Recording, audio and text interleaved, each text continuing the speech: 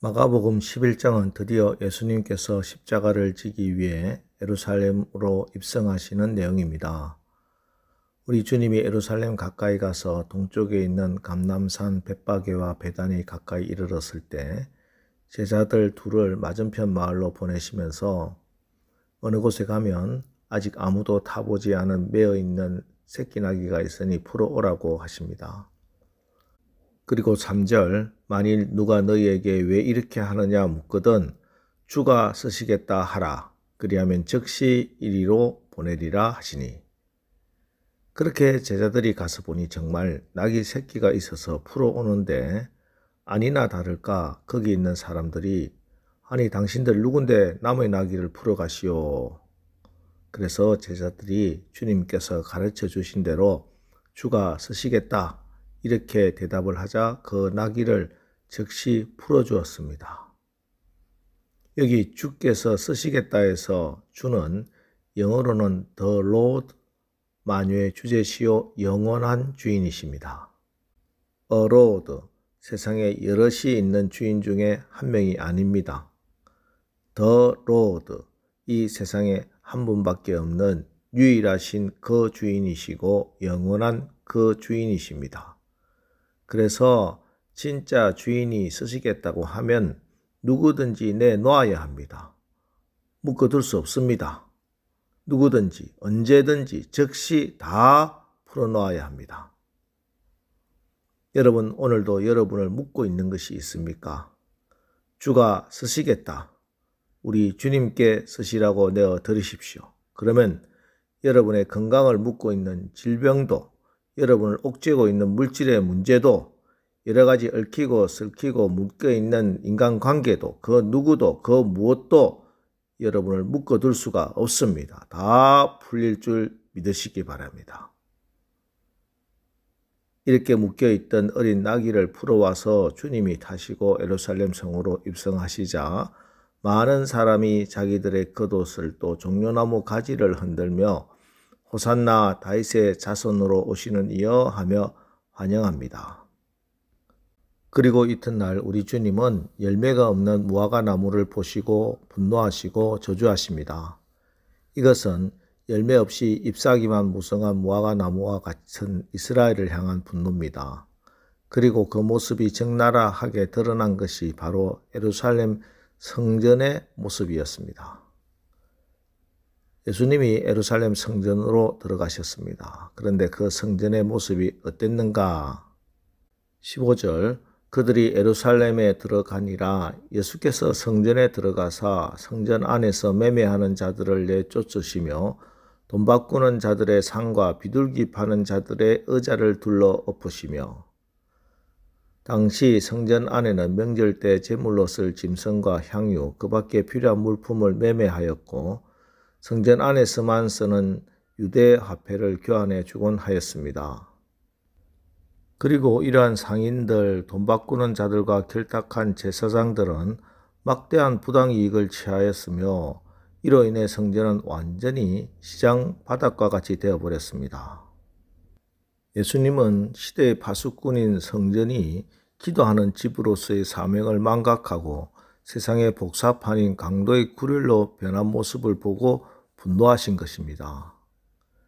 이때 예수께서는 그들을 내쫓으시며 17절, 이에 가르쳐 이르시되 기록된 바 내 집은 만민이 기도하는 집이라 칭함을 받으리라고 하지 아니하였느냐, 너희는 강도의 구례를 만들었도다 하고 말씀하셨습니다.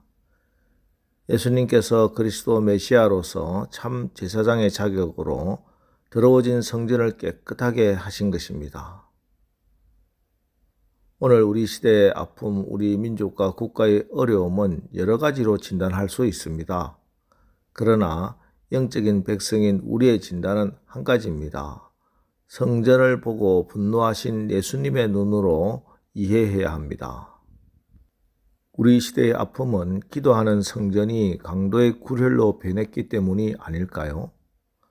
한국교회가 지난 수십 년간 기도하는 집으로, 예배하는 집으로 사명은 소홀히 하고 큰 건물과 시설과 환경에 신경을 쓴 결과가 지금 교회가 세상의 비난을 받는 꼴로 전락하고 만 것은 아닌지 참으로 두렵고 떨리는 마음입니다.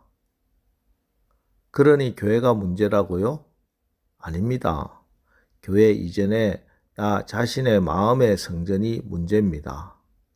예수님이 십자가의 죽으심으로 이룬 성전은 교회 이전에 우리 마음의 성전이기 때문입니다. 먼저 우리 마음의 성전을 깨끗하게 해야 합니다. 오늘 주님은 교회와 성도가 역할을 감당하고 우리의 마음의 성전이 기도하는 집이 되라고 하십니다.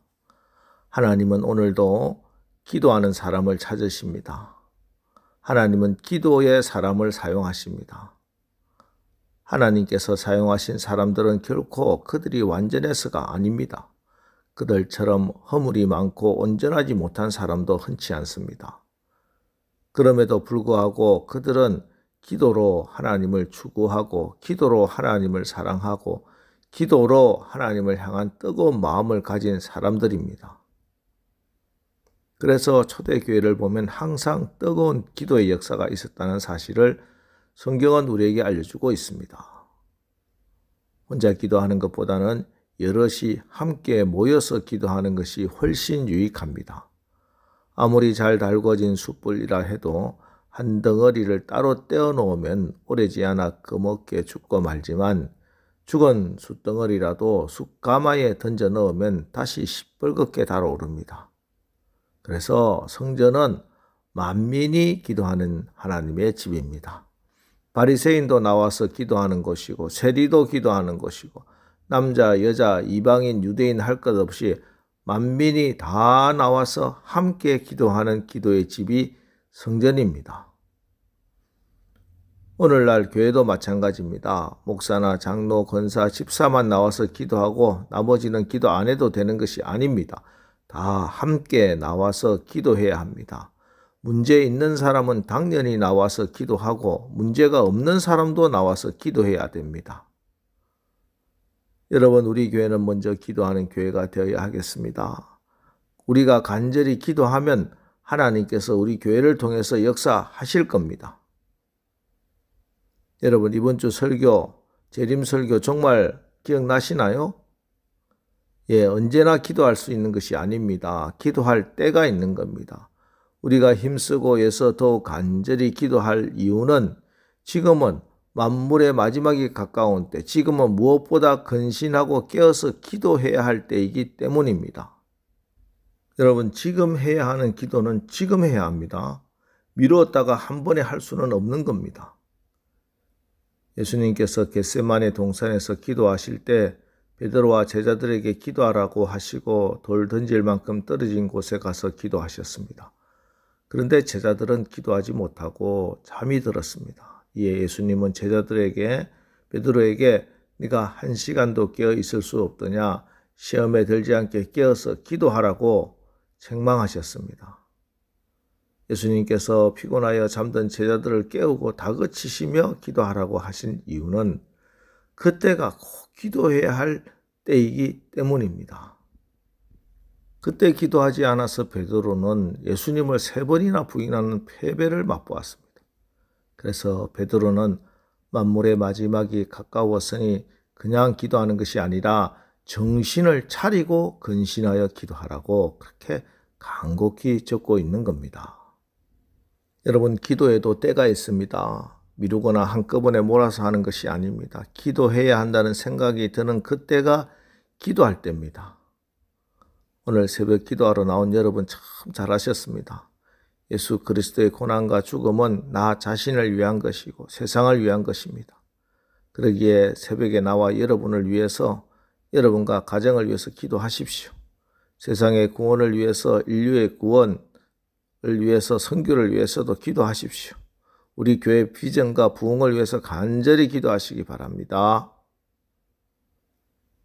기도하겠습니다. 하나님, 오늘 주님께서 친히 강도의 구렐로 만든 성전을 청결케 하시고 내 집은 만민이 기도하는 집이라고 말씀하십니다. 우리의 마음의 성전을 깨끗하게 하시고 우리 교회가 기도하는, 승리하는 교회가 되게 하옵소서. 오늘 하루 우리 성도들의 가정과 직장과 사업장과 자녀들 참 주인 되신 주님이 쓰시는 날이 되게 하옵소서. 예수님의 이름으로 기도합니다. 아멘. 자, 이제 오늘 말씀을 붙들고 주여 오늘 하루도 우리가 참 주인 되신 주님께 쓰임받게 하옵소서. 우리 교회가 기도하는 교회가 되게 하옵소서. 우리 합심해서 기도하고 나가겠습니다. 기도하겠습니다.